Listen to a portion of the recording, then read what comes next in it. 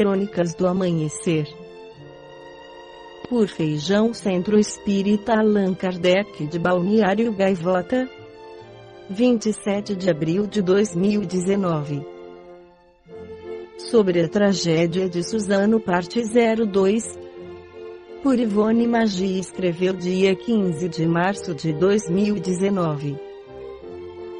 Em 2011, ano que iniciei o meu blog, escrevendo sobre a guerra contra as drogas, discordei de um amigo historiador que, em seu comentário sobre o filme canadense As Invasões Bárbaras, havia ressaltado uma passagem na qual um dos personagens dizia: inteligência não é uma qualidade individual, é um fenômeno coletivo, nacional e intermitente.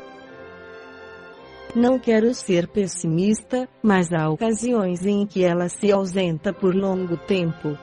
Ver este post. Naquela altura não concordei com sua opinião, e pensava que o discernimento ainda reinava em nosso país. Hoje acho que o grande historiador tinha razão. Estamos vivendo tempos amargos. O mundo parece mergulhado na escuridão e na ausência de inteligência, e talvez fiquemos assim por muito tempo. Como fomos parar neste lugar? As notícias internacionais não são alvissareiras e em toda a parte vence uma espécie de maldade e sordidez. Não vou comentar todas as crueldades do mundo e do Brasil. Destaco a que me pareceu mais macabra. Na quarta-feira, 13 de março, houve um novo massacre em uma escola, desta vez na região metropolitana de São Paulo. 2 jovens, um de 17 e outro de 25 anos, mascarados com caveiras e portando um revólver, facas, um machado, um tipo de besta e uma mala com vários coquetéis Molotov, entraram pelo portão central da escola em que haviam sido alunos e mataram 10 pessoas, entre estudantes e funcionários. Um dos assassinos matou também o companheiro que com ele perpetrou a chacina e se suicidou em seguida. Na tragédia, algumas heroínas, uma cozinheira conseguiu fazer uma barricada com um freezer e usou uma mesa, salvando cerca de 50 crianças. Outros professores se trancaram com alunos nas salas de aula e nos banheiros. Mas, em questão de minutos, muitos estudantes, suas famílias e professores foram destroçados pelo medo e pela dor. Diferentemente dos EUA, não éramos acostumados a este tipo de tragédia. Desde 2011, porém, 8 escolas sofreram matanças semelhantes.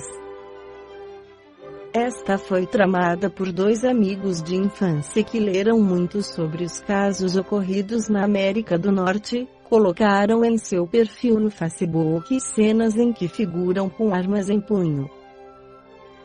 Eram 2 jovens pacatos de um município com um bom ID. A escola não diferia de outras no que tange às metas do IDB, Índice de Desenvolvimento do Ensino Médio, e o prédio parecia em bom estado. Não era uma escola muito grande, tinha um pouco mais de 1000 estudantes e nela crianças e adolescentes compartilhando o mesmo ambiente.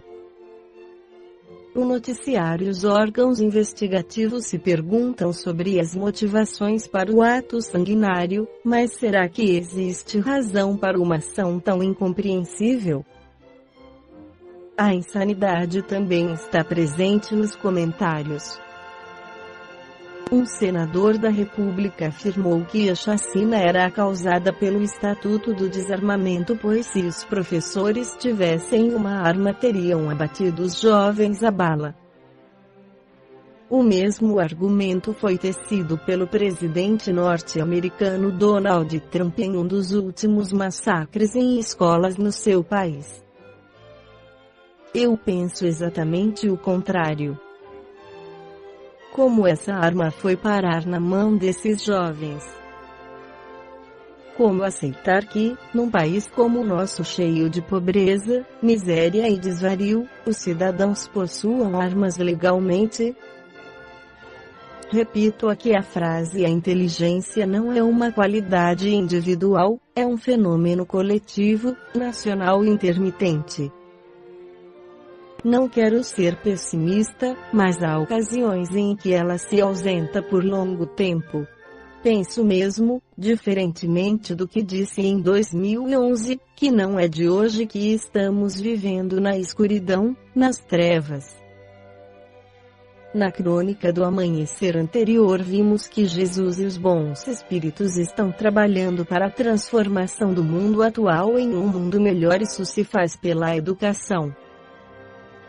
Um exemplo de escola nos moldes da espiritualidade é o Lar Escola Maria de Nazaré, abrigo a tantos espíritos desencarnados na idade infantil ou juvenil, e que, após o devido acolhimento, eram encaminhados a essa abençoada comunidade para necessário aprendizado em benefício de nua evolução moral e intelectual, conforme esclarece o livro Comunidade Educacional da Trevas, o Espírito Vinícius Pedro Camargo, pela psicografia de Eliane Macarini. No Lar Escola Maria de Nazaré, as salas de aula são projetadas para que todos pudessem aproveitar ao máximo o aprendizado oferecido.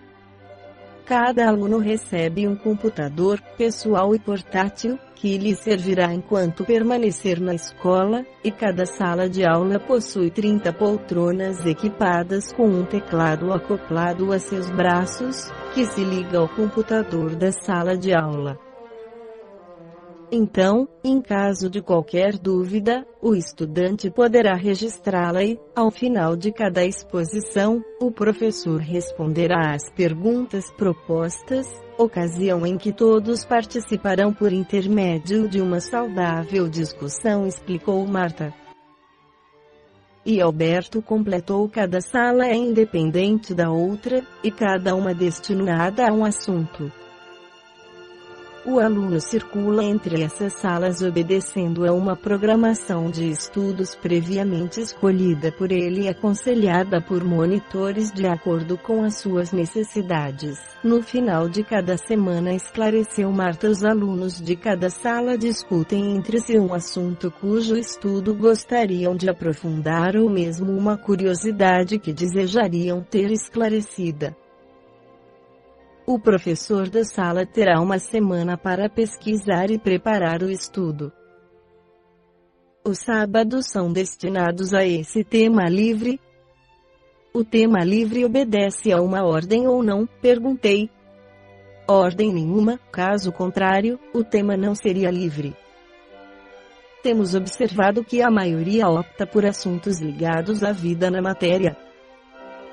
Na semana passada, das 300 salas de estudo, 243 solicitaram esclarecimentos sobre a violência no planeta, sob vários títulos diferentes, mas a essência do assunto era essa. Percebemos certa ansiedade com a constatação de que precisarão voltar em uma nova encarnação, contou Marta. E hábito da escola mantê-los a par do que se passa no mundo material? Questionou Maurício. Com certeza, eles precisam observar o que não está bem, para poder, através de estudos e grupos que se reúnem para discutir ideias, auxiliar no reequilíbrio social e buscar alternativas que, com certeza, poderão ser usadas em planejamentos encarnatórios. Não devemos esquecer que o espírito bem preparado para vivenciar novas experiências terá maiores oportunidades de vencer suas limitações, respondeu Alberto. Curioso, Ineki perguntou: e como se procede a essa familiarização com os problemas do planeta? Temos, aos domingos, uma reunião no auditório maior em formato circular, local onde reunimos todos os alunos e observamos numa tela grande, também em formato circular, fatos ocorridos durante a semana. Projetamos os sucessos e os tristes momentos vivenciados no planeta, e, na semana seguinte, os alunos discutirão os acontecimentos vistos.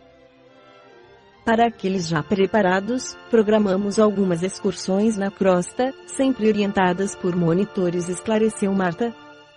A educação do espírito pressupõe o conhecimento de todos os fatos vividos pela humanidade, em um saudável encadeamento de experiências, que visem principalmente ao posicionamento consciente e caridoso de cada um. Por meio da crítica saudável, podemos discutir ideias que aclararam nosso entendimento a respeito de nossos próprios atos.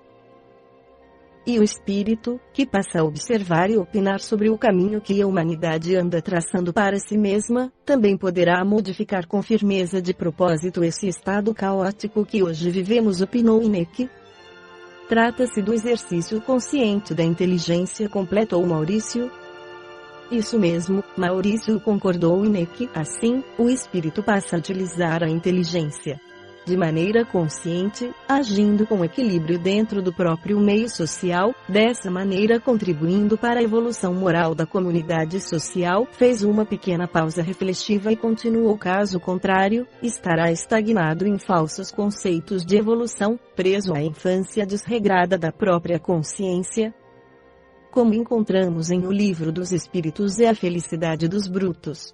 O espírito pode ser feliz ainda que ignorante, e não ter a ambição de modificar seu estado natural, insistindo em não avançar no conhecimento intelectual adequado à ética moral. Refleti. Se assim persiste, esclareceu Marta, passa a adoecer moralmente, pois a sociedade evolui independentemente daqueles que persistem em permanecer na retaguarda. Chegará pelos próprios atos. O espírito, não mais ignorante, não poderá atribuir uma causa externa às próprias dores. Eis a função da doutrina dos espíritos: auxiliar-nos a entender a necessidade de crescermos moralmente, primeiro obedecendo à ética social, que nos treina para a descoberta da responsabilidade moral por tudo que emanamos, pois nossos pensamentos são a origem de nosso estado natural. A consciência desse fato nos faz sábios na utilização do bem maior que nos ofereceu nosso Pai, o princípio inteligente, que nos distingue dos outros animais, o controle sobre nossos instintos primários e, decorrente disso, o livre-arbítrio, falou Maurício. Esta foi a crônica do amanhecer de 27 de abril de 2019. Por Feijão Centro Espírita Allan Kardec de Balneário Gaivota. Que a paz esteja com todos.